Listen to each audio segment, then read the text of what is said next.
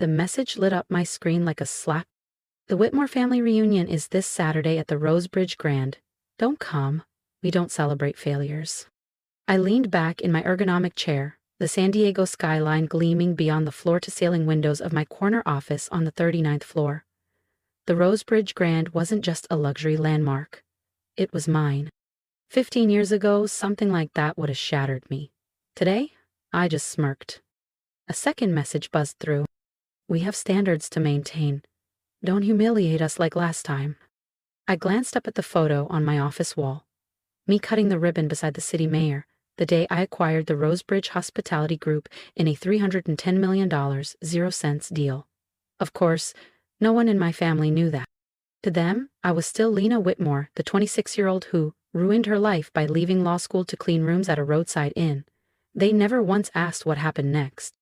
They didn't know I worked 12-hour days in housekeeping, learned to fix HVAC systems, took online courses on hotel finance, or that I'd transformed a rundown inn near La Jolla into one of California's most sought-after coastal resorts within 4 years. They definitely didn't know I now oversaw a portfolio of 27 luxury properties across the West Coast. Then came another gem, this time from my cousin Clay. Mom says don't show up in one of your little janitor outfits, it's just sad now. My uniform today? A cream silk blouse, Louboutin heels, and a title that made bankers stand when I entered a room. My assistant Priya buzzed in. Ms. Whitmore, the Q2 profit statement's ready. Also, the Whitmore family just confirmed their reunion reservation. Which space did they take? The Grand Orchid Ballroom. And yes, they selected the Diamond Tier catering with rooftop fireworks. Should I include a note on the invoice? I smiled. Yes. Just add, with warm regards from the owner. I smiled. Aunt Meredith had been boasting for weeks on Facebook about hosting the Whitmore family reunion at San Diego's most exclusive oceanfront hotel. I stood, smoothed the lapels of my ivory blazer, and glanced once more at the lobby security feed on my monitor. Let them take in the marble floors and glass chandeliers. Let them soak in the splendor. The Whitmore name wasn't just printed on the invitation. It was engraved in bronze above the entrance. No, let them think it's on the house, for now, I told Priya through the intercom. I set my phone down and swiveled slowly in my chair, the Pacific sparkling beneath the setting sun outside my office windows. The family group chat was still lighting up, over-enthusiastic RSVPs, wine pairings, jokes about who would give the toast. Now my mother had entered the chat. Please don't take offense, Lena. Your aunt just wants everything to go smoothly. The Rosebridge Grand is very particular, you know. Oh, we had standards, all right. Just not the ones they imagined. I opened my laptop and pulled up the guest intelligence report my staff compiled for every major event. Aunt Meredith had been caught twice trying to use her late husband's old business card at 5-star resorts. Cousin Clay was flagged at a Miami hotel for threatening staff over pillow firmness. And Uncle Byron? Permanently banned from a Napa Valley inn after harassing a sommelier. The only reason they were welcome here was because they didn't know who owned it. Another message popped up, this one from my sister Arya, the only person in the family who knew the truth. You're really going to let them waltz into your hotel like nothing happened? Don't worry, I replied. They'll get their moment. Just not the one they expect. Arya had seen it all. The years I worked overnight shifts, the motel renovations, the cold calls to investors. She was the first to toast me when I signed the deal to buy Rosebridge. Promise me you'll get it on camera. Already done, I wrote. Lobby, ballroom, rooftop, multiple angles. A soft knock interrupted my thoughts. Come in, I said. Daniel Cho, my head of security, stepped into the office with a tablet in hand. You try all the foods we can survive. Esperanto Mayor, I've finalized the surveillance layout for Saturday. Just to confirm, you still want to wait until everyone's inside before you make the reveal? I nodded, slowly. Yes, let them sip the champagne, let them take their selfies. Let them believe they finally made it. Daniel gave a half smile. He'd been with me since the La Jolla Inn, back when we were patching drywall ourselves and using refurbished keycard machines. He knew how I moved, knew I never made a scene until the applause was ready to die down. He knew how many overnights I'd worked with a folding cot hidden behind the laundry chute, how many Christmas shifts I'd picked up while my family toasted success without me. And their room bookings, he asked? I didn't hesitate. Cancel all of them. He arched a brow. Even your mother and father? I took a long breath.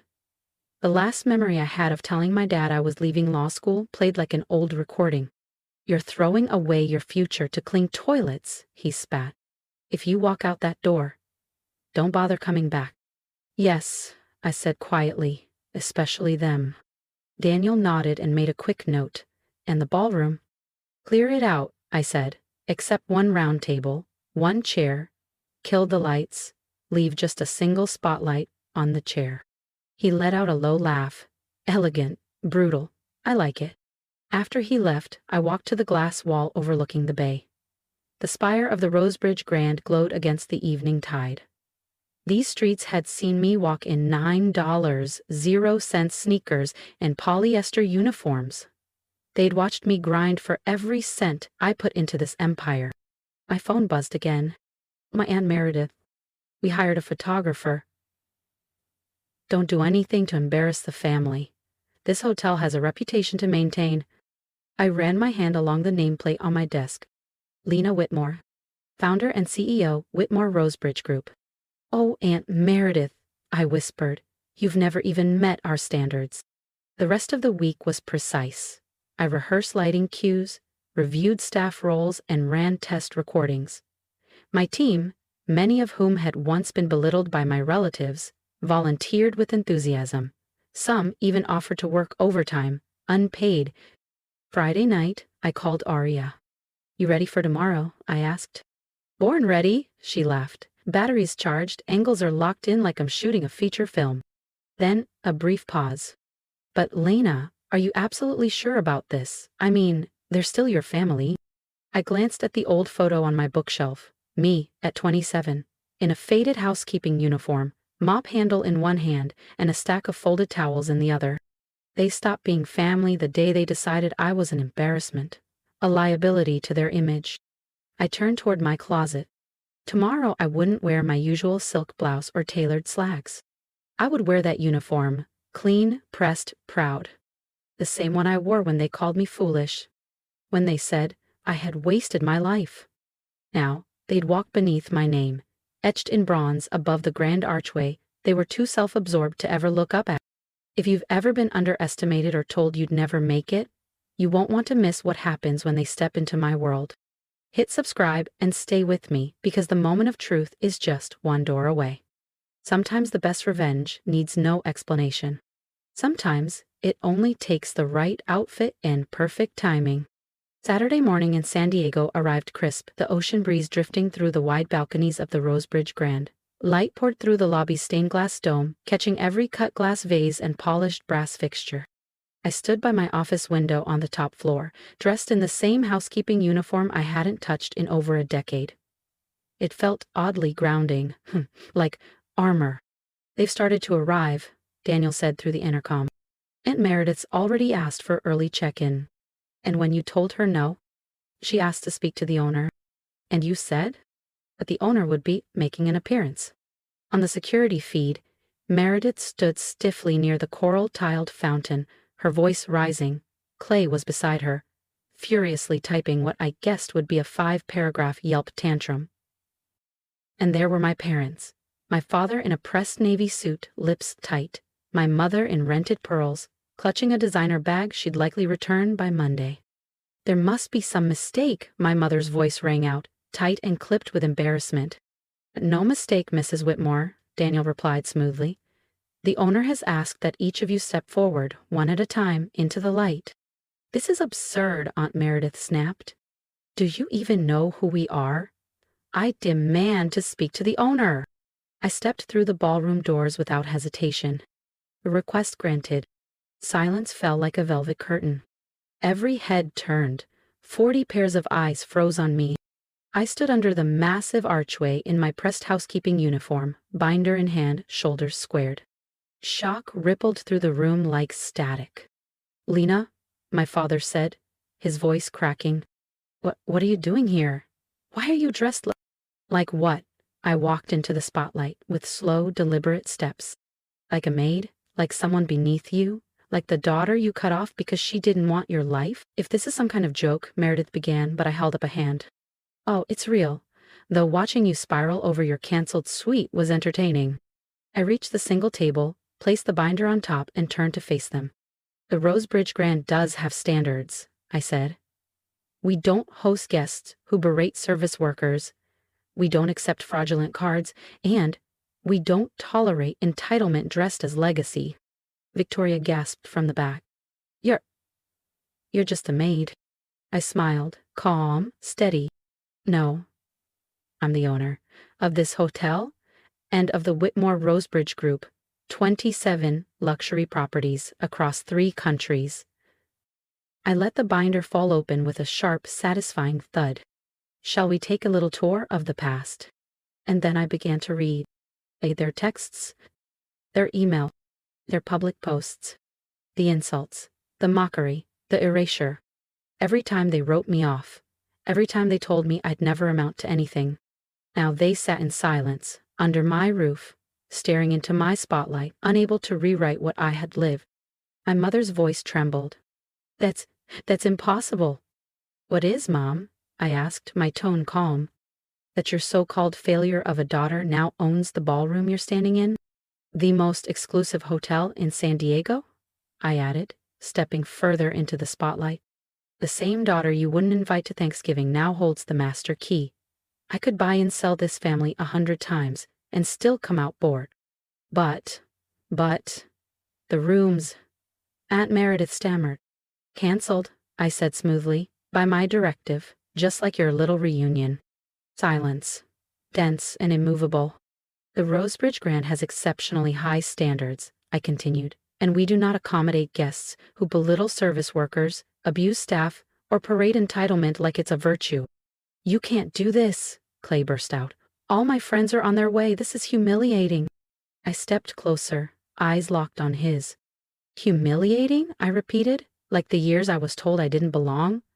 Like being erased from birthdays, weddings, and family photos because I didn't wear a stethoscope or marry someone from your country club. I turned toward the back of the room. Security. Daniel appeared with his team, quiet, poised, immovable. Kindly escort everyone out, I said. If they argue, remind them we have recorded footage. If they threaten, remind them we have documented behavior from multiple hotel chains, and if necessary, well, the San Diego press loves a scandal with brunch. Lena, wait! My father stepped forward, eyes wide. No, I said, voice firm. Where was this concern when I was living off ramen and sleeping 3 hours a night? When you called me a disgrace to the family name? The security team moved in, ushering them out one by one. Their designer shoes echoed against the marble as sobs, gasps, and muted curses faded down the hallway. Oh, and before you go, I called after them. The champagne you insisted on? It wasn't complimentary. Expect a personal invoice, with a service charge. As the ballroom emptied, Aria emerged from her hidden camera setup. That was brutal, legendary, but seriously, are you okay? I looked around the vast, quiet ballroom.